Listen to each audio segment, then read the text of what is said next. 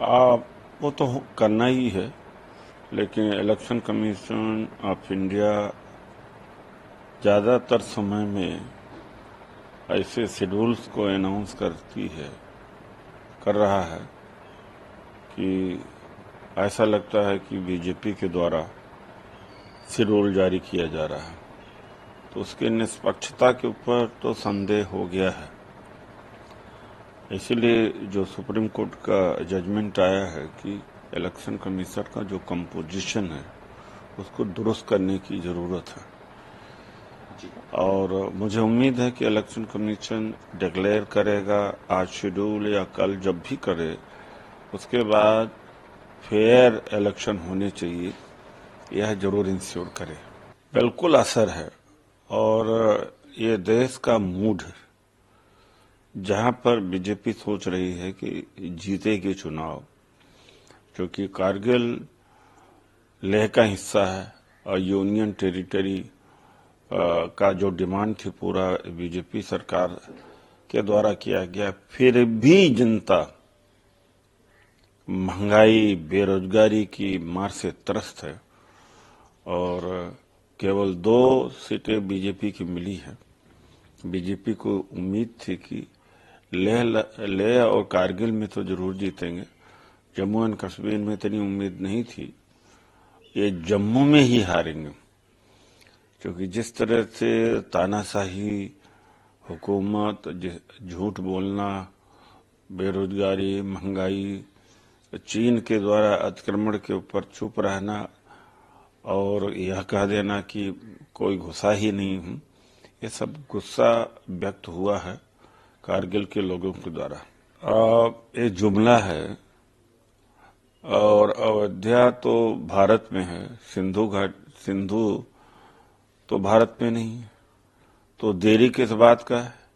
लाहौर तक चले करें चढ़ाई, और रोज जो आतंकवादी आ रहे हैं, कभी रजौरी, पुंछ, अनंतनाग, सीपीएन या बरेली में घटनाएं हो रही हैं, वो तो रोक नहीं पा रहे हैं।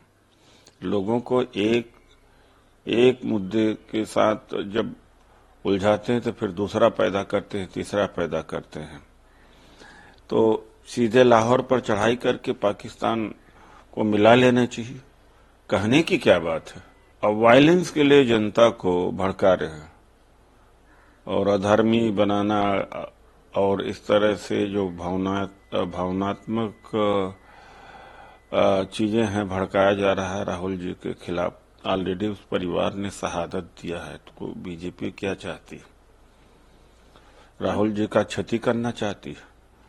ऐसे में इनके खिलाफ कार्रवाई होनी चाहिए, ये राजनीतिक भाषा नहीं है।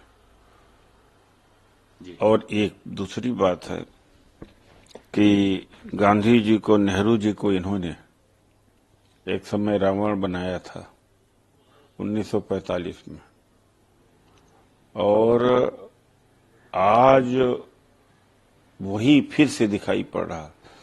जो ईमानदार है, देशभक्त हैं, जिनमें सारे गुण हैं मानवता के, उनको ये रावण की तरह देखते हैं। इसलिए ऐसा करते हैं कि स्वयं ऐसा है। तो इसकी मैं निंदा करता हूं, और इनके खिलाफ कार्रवाई होनी चाहिए। ठीक है, अब वहां प्रमुख जो विपक्षी दल है, जिसमें कांग्रेस है और भी दल है, वो रिस्पॉन्ड करेंगे। ये तो वहां की पंजाब की राजनीति है, उसके हिसाब से हमारी यूनिट जो कांग्रेस को रिस्पॉन्ड करेगी। लेकिन इतना मैं जरूर कह सकता हूं कि पंजाब में जो भी कुछ दुरुस्त किया गया था सब बर्बाद हो गया। खालिस्तानी मुद्दा फिर से उभर गया है, और वहां पर भ्रष्टाचार चरम सीमा पर है। कोई ऐसा विभाग नहीं है जहां पर धरना प्रदर्शन चल न रहा हो